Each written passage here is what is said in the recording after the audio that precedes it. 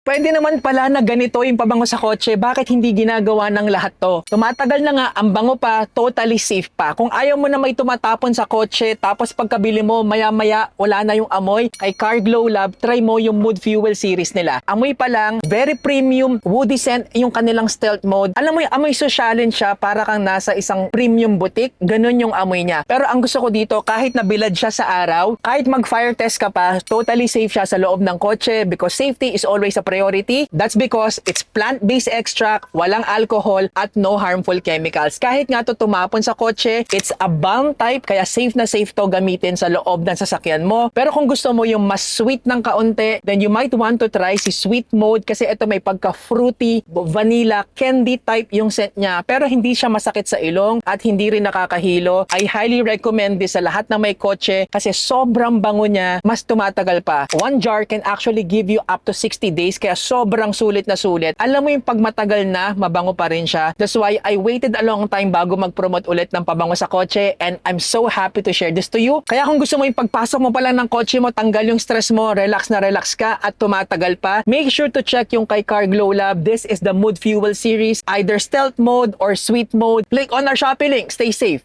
Peace.